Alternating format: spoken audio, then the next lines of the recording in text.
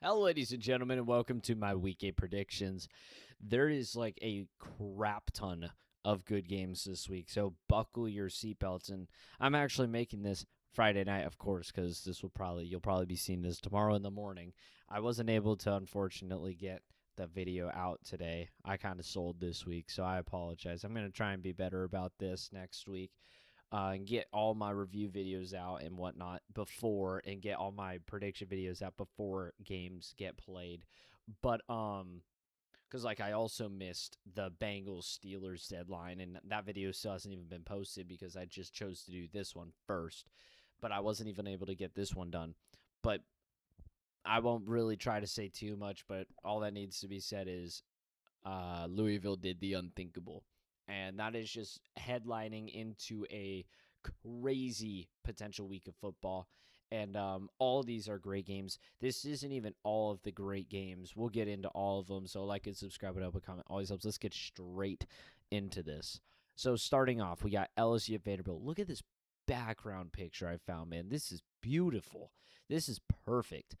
LSU has been one of the most unfortunate teams of the season because they have so much potential and they just can't seem to put together all the pieces at the same time. A couple years ago, they were extremely offensive, but absolutely no defense. This year, they are extremely defensive, but they are really struggling to put anything together offensively. They've barely been scraping by, if even scraping by, because they lost to Ole Miss on the road. Now you're hitting up the road and you're going to a very underrated Vanderbilt team. I mean, a Vanderbilt team that played Alabama very tough. They played in 4 quarters, and it was also Vanderbilt playing at Alabama, who is probably significantly better than both of these teams. Sorry, LSU and Vanderbilt fans, but Alabama's probably significantly better than both of these teams. Vanderbilt gets a home game, and Diego Pavia plays out of his mind as the underdog, which actually, funny enough, he's really not the underdog in this, but you could get the sense that he is the underdog. Vanderbilt's favored, but who really thinks Vanderbilt is going to win this game? I do. I originally said, yeah, no way. LSU's defense is just too good. But then I remember like who Diego Pavia is as a quarterback, and he's just so hard to stop for any defense. He's so hard to stop, and Vanderbilt's going to dial up some trickery. They're going to have an absolutely loaded stadium.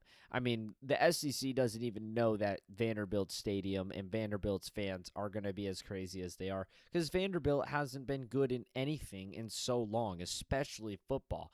Now they're ranked and they get to host number 10 LSU, and last year they took down number 1 at the time. And now they're getting a chance to take down number 10 in their home stadium and potentially put themselves in a good conversating spot for the SEC. I think Vanderbilt's offense is honestly going to flourish at a couple points in this game. I think they're going to start off extremely hot, like first 2 drives will result in touchdowns, and LSU will struggle, of course. And then the game will just slowly get played through and through. Vanderbilt will tack on like 2 field goals. Score will be like 20-3 going into halftime. LSU will start to put their shit together, start to bring the game close. But then at some random point, Diego Pavia is just going to drop his nuts on LSU, drop a deep bomb. And then LSU in desperation will try to turn up the offense a bit more and like fumble it or throw an interception, which Vanderbilt capitalizes on. I feel like this is just going to be a super momentum filled game like we've seen before, like Iowa State Cincinnati, a super momentum filled game where Vanderbilt is just head over heels and LSU is just scrambling for answers. But we know realistically that LSU would probably be the better football team on a neutral site. It's just they're going to start off by making mistakes, or they're just going to play this game with mistakes entirely. They're going to start this game off with mistakes, and they're going to finish this game with mistakes, and it's going to lead to a loss and a lot of questions going further from this point. I could be wrong. LSU could completely come out and dominate, which I would be so pleased to see because the amount of potential that this LSU team has is just it's a national championship team right here. Like, this could be the best team in the country, but they just can't put it together completely right now, mainly offensively. If they could start a spark offensively, start to play a lot better, this team could be a serious problem for anybody going into the college football playoff. Georgia Tech at Duke. Honestly, like, Duke is not that good, all right? Listen, like, they lost really bad to Illinois in a game they turned the ball over 5 times. Don't turn the ball over 5 times. It was actually competitive for the most part, but they did turn the ball over 5 times. And Illinois is all right, but they're not the best thing ever. Georgia Tech is number 12 in the country because they're undefeated and they stole a fake ranking from Clemson. I predicted that Georgia Tech was going to be pretty good this year, but I didn't think they would be number 12, and the way they're here is just not pleasing. A 1-point overtime win against Wake Forest, a game-winning field goal against Clemson, and really no competition on the schedule. Even Colorado, you're barely squeaking out a victory. And Duke, on the other hand, lost to Illinois and lost to Tulane. Not very good looking, but since has been very dominant over the games they've played. Georgia Tech, I really like their head coach, and I really like Haynes King. In a game they're not favored in, they play like dogs. We saw it last year. Georgia. Nobody expected Georgia Tech to do that, and they did. And they play really good in high, I don't know what the word would be, but like um high stress environment or something. They play typically a lot better versus a game where there's not really much consequence. They play a lot worse in a game like that. But Duke, since losing back-to-back games against Illinois and Tulane, bounced back with 3 extremely high-scoring performances and wins, especially a dominating 38-3 win on the road against Syracuse, which Syracuse isn't the prettiest thing ever, but still an absolutely dominant performance. 38 points, no turnovers, 2 for 2 on fourth down efficiency, 500 yards, and they even had 100 yards of penalties, and they are still dropping an absolute shit on Syracuse's face. Georgia Tech, on the other hand, hasn't been too pretty since they started off the season, barely scraping out a win against Colorado. They bounced back with a win against quote-unquote number 12 Clemson, who was obviously having extreme problems. Then beat Temple, win by 1 point against Wake Forest on the road in overtime, and then beat Virginia Tech fairly easily. But, I mean, Virginia Tech is not too pretty, but I guess a win is a win. So Georgia Tech is 6-0 entering this game. Duke is 4-2. I feel like there's some extraordinary upset potential here. It's just, it doesn't look good for the Yellow Jackets, even though I want to root for the Yellow Jackets. It just doesn't look good. But I'm still going to go with the Yellow Jackets, man. Unfortunately, Haynes King is Haynes King. And he is an absolute dog. If he gets down at any point in this game, you best believe they're not out of this game. Now, that's something that's important to take away from the Wake Forest game is they were down big. They were down big. And yeah, they're winning because Wake Forest is trying to go for 2 and they don't get it. And Georgia Tech walks away with a win. But, I mean, Wake Forest was up 20-3. They were up big in this game. Georgia Tech clawed their way back in, and when you're up 20-3 against a ranked team, you're going to play a lot better even if you're ass. You're going to play so much better. And Georgia Tech clawed back in and managed to get the victory. Against Colorado, they turned the ball over 3 times and they managed to pull out a victory. They are resilient. They don't quit, especially Haynes King doesn't quit until the game is over. I think Georgia Tech is going to be trailing for most of this game by quite a bit, but I think as the game starts to come closer and closer to a close, they're just going to close the gap and end up taking this thing. I think they're going to win this game, but don't be surprised if Duke wins this game also, because 12 just seems like too high of a ranking for Georgia Tech. Baylor at TCU. Felt like throwing this one in because this is a really, really fun rivalry. It always has been and it always will be. And these are 2 quarterbacks who have been extremely good offensively. Josh Hoover's been kind of interesting. He's got a lot of passing yards and whatnot. And same with Sawyer Robertson. Both of them have been doing extremely good in the passing yard category. But the thing here for me is The thing here for me is both these teams, one, really struggle with Kansas State. TCU literally lost to Kansas State, but they really remain in the air. They don't really run the ball a lot or very efficiently. And Josh Hoover has thrown 6 interceptions on the year. 6 interceptions, 18 touchdowns, and 1,900 yards. Like you can't really complain about that. Sawyer Robertson, however, 2,050 yards, 19 touchdowns, and 4 interceptions. Both these quarterbacks have been absolutely crazy, but they don't really run the ball a lot. So that's why I think they've kind of been struggling more on the offensive side of the ball. Is honestly, like, offenses really do need a run game. They really, really do. It is so crucial to have any form of run game. And it's not like their run game is horrible, but it's definitely not pretty. But I feel like, both these teams are getting ready to butt heads on it. Both teams are just air raid. Like, that's just a lineup for an absolutely offensive explosion. Now, I've said it from the start of the year, TCU is just a better Baylor. But this matchup is a different matchup, man. Both these teams are going to play like two of the best teams in the country because they hate each other. And they're both very capable of exploding offensively, and I think that's what's going to happen. But I think TCU is going to take this one. I think TCU is a pretty damn good team. Their loss to Kansas State is just unfortunate. I mean, Kansas State was supposed to be competing for the Big 12 championship this year, and they just started off really bad. I mean, 3-point loss against Iowa State. The North Dakota game was a whatever.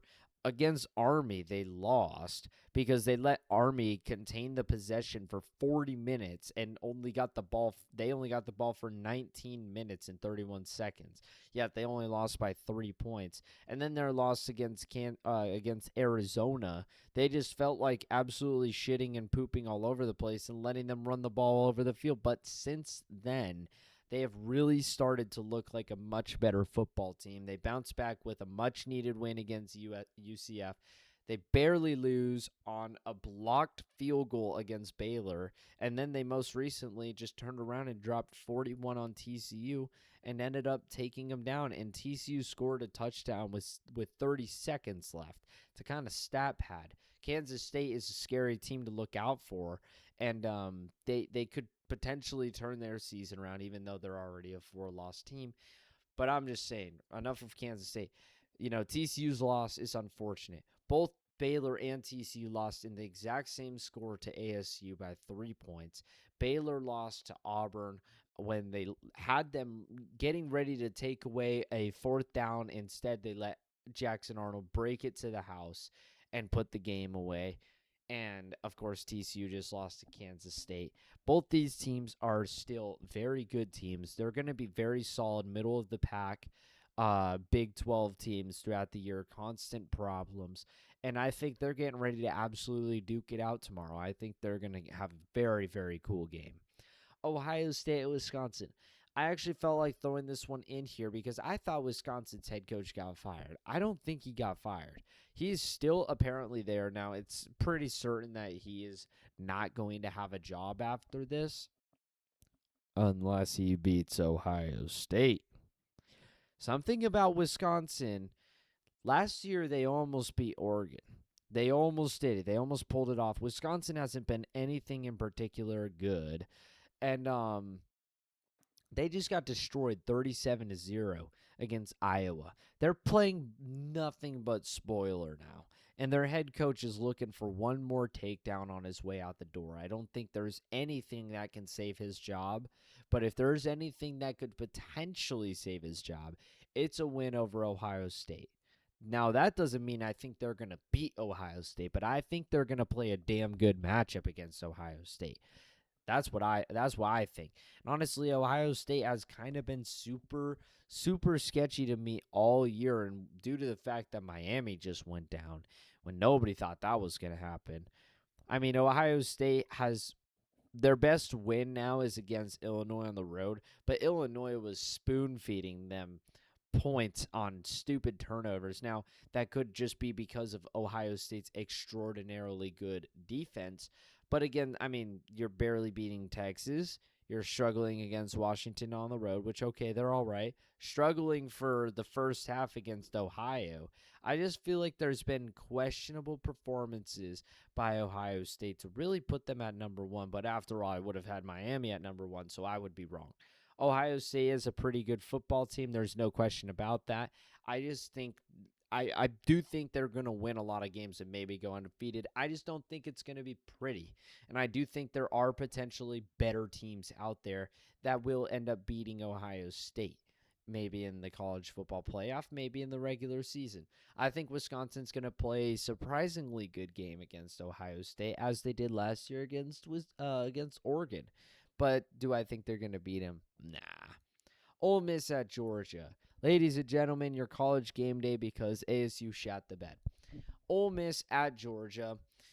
Honestly, I personally would have gone to Alabama, Tennessee, but maybe they've done that too much in the past. But I just think Ole Miss is overrated, man. You know, barely squeaking out a 3-point win against a bad Washington State team. Also, you know, your best win is against LSU, who I also think is overrated. 6-point win against Arkansas when Arkansas was getting ready to put the game away, but they fumbled the ball at the worst possible time, like literally right down Ole Miss's side of the field with no time left. They were getting ready to score, and they fumbled the ball. So horrible. And a 7-point win against Kentucky on the road, which was a ball game for pretty much the entirety of it. Kentucky's not good. They're the worst team in the SEC, and it's not really much of a question. They're like pretty close to the worst team in the SEC. I mean, no, I would say they are by far the worst team in the SEC. And Georgia, on the other hand, Kirby Smart is in his bag right now. People don't like the way Kirby Smart's playing. They don't like the stuff he's doing, you know, by getting a fake timeout, this and that, yada, yada, yada. But all in all, he's in his bag, and he's winning games, and he's playing like the coach of the year right now. And he is definitely he's causing problems right now in the SEC. His team shouldn't really be winning games, but he is. And he's rallying his troops forward. He's picking up big road games. He unfortunately, I didn't mean to say honestly, he unfortunately lost to Alabama in a close game. He wasn't able to get them to play the best there. But the win over Tennessee and the win over Auburn speak numbers for me. And I think Georgia, with College Game Day being here, I think they're gonna pick up a win against Ole Miss. It's gonna be competitive for like the first half, but I think Georgia's gonna take this one. SMU at Clemson. I felt like throwing this one in because these are two teams people have kind of forgot about. Clemson obviously started off the year really, really bad. You know, obviously a very close loss to oh, damn it. I tried so hard not to yawn. Very close loss to LSU, who's number 10. But then a very close loss to Georgia Tech. Two very close games, but the bad one was the loss to Syracuse. That was just a really bad one. And all in all, I mean, Clemson had more yards, 70 more yards of offense. They were just having poorly timed interceptions and one for 5 on fourth down efficiency, and they let Syracuse take the game away. But since then, yeah, not against the best teams, but since then, two absolute dominations on the road. Returning home to play an SMU team that has only 2 losses to Baylor and TCU, I think this one is lining up to be also a pretty good matchup. And Dabo Sweeney, however you say it, is looking to rally his team, you know? I mean, guys, we're no stranger to Clemson football turning things around after a bad start. They did it last year. They weren't typically the best team last year, and they still managed to rally and make it to the college football playoff, and they put up a competitive performance against Texas. They've got SMU. They've got 3 home games in a row, which is weird. SMU, Duke, and Florida State, all winnable at home. Then after that, they have at Louisville. Obviously, we know now that will be a big one. Furman and at South Carolina. Clemson can win out the rest of their schedule and potentially, I would say it's still very unlikely, but potentially make a shot at the college football playoff. I mean, your 2 of your 3 losses are against very respectable opponents right now, and they were close games. The only bad one is Syracuse, but I mean, if you win out, you may actually be potentially fighting for it. SMU, on the other hand, they're not entirely out. They started off preseason number 16. They 2 losses, TCU and a double overtime loss against Baylor. SMU wins this one on the road. After that, they've got Wake Forest on the road. Then they've got Miami coming to home, which obviously that looks like a winnable game now that Louisville showed Miami's vulnerability, which I didn't think existed. If that's honestly this game for SMU and Miami at home, and then after that, they've got a little bit later on, they've got Louisville at home. SMU, they have room for a loss. It can't be this one, though. You have room for a loss against Miami, but if you beat Louisville, then you kind of make a shot, or vice versa. If you beat Miami, but you lose to Louisville, you're looking really, really good. But, yeah, SMU and Clemson, this is a really pivotal matchup in the year for both of these teams. If Clemson loses this, season's over, unfortunately, because you're 3 losses in the conference. SMU loses this game, though, there's potential because you've lost to Baylor in double overtime, who's not horrible. TCU at TCU, not a really competitive game, or actually it was a very competitive game. It just fell apart at the end. But also TCU's unranked, Baylor's unranked. If you lose to Clemson, you kind of have to worry about the rest of your schedule because you can't lose. And you've got Miami and Louisville. So who do I think picks up the win here? I think we've got the same score as the ACC championship last year. I think SMU is going to struggle in Death Valley, and Kevin Jennings is going to struggle, but they're going to rally, but it won't be enough. I think Clemson's going to take the victory here late in the game, but I think Clemson's got this, and Clemson is putting together a tough finish to the year. Texas Tech at ASU. I never got a chance to do my review video, but honestly, one thing I want to say about ASU is we lost a game last year to Texas Tech. Close game, lost by 8 points. This year we lost to Mississippi State. Very close game, miraculous game for them. And we only have 2 losses. Now, the other loss we obtained last year was against Cincinnati. We didn't have Sam Levitt. We lost 10-24. This year, we didn't have Sam Levitt. We lost 10-42. Last year, we lost 10-24 against a 5-7 Cincinnati team. This year, and it was also on the road. This year, we lost on the road to Utah, and this will most likely be a 9-3/10-2 Utah team that is pretty good. And we lost 42-10. Notice the similarity. The team just does not play the same with Sam Levitt. They just don't. And we knew that last year. We know that this year. It's no question that they're just not the same team without Levitt. Levitt is honestly pushing us forward. A good quarterback, a good starting quarterback is pushing us forward. Jeff Sims is just, he wasn't horrible, but it's just like your team plays with a different element without your starting quarterback. I'm not making excuses for the defense, but when you're getting ready to kick a chip shot field goal to make it 14-6, that's a competitive score. That's a competitive score. Now, your defense is still sitting on the sidelines like, damn, bro, we just can't score to stay in this thing, and then, but more importantly, the snap gets botched and the field goal gets blocked. And then they let them go down the field and score a touchdown to make it 21-3. ASU can't respond, so they have to punt, which puts the ball back into Utah's hands very quickly, and it's just like you feel like you lost.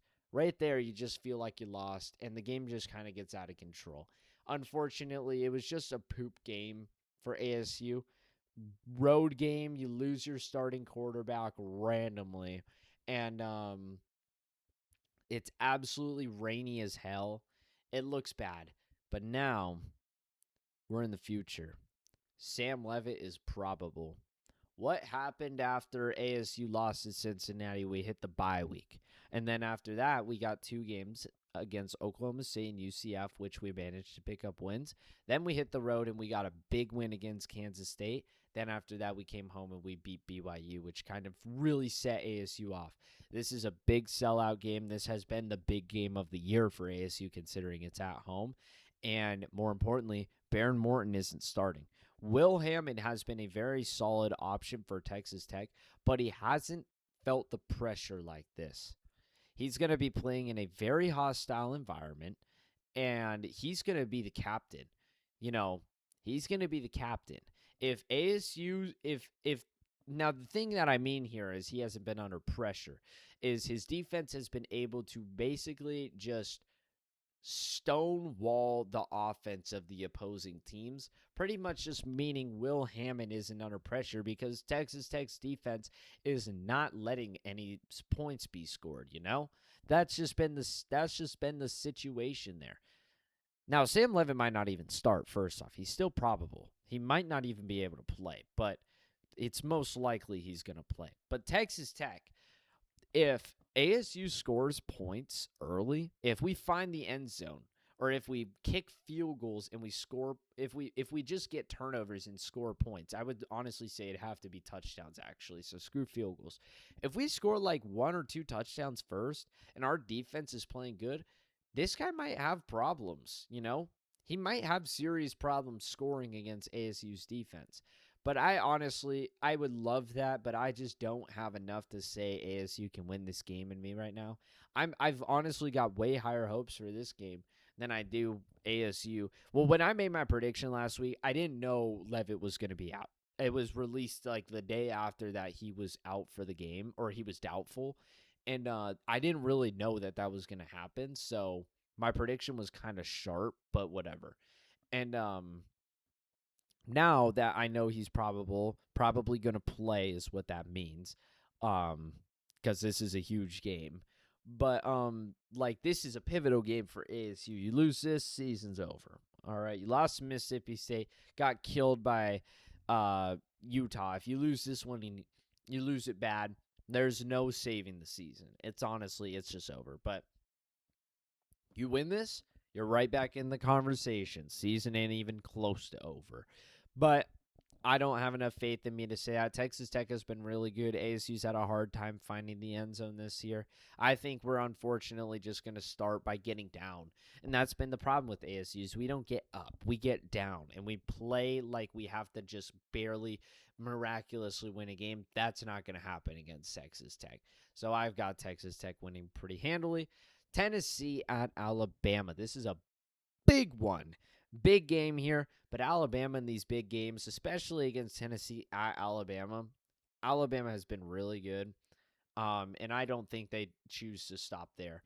This Tennessee offense has been really good, but their defense has been iffy, and Alabama's defense has been really good, and their offense has been really good.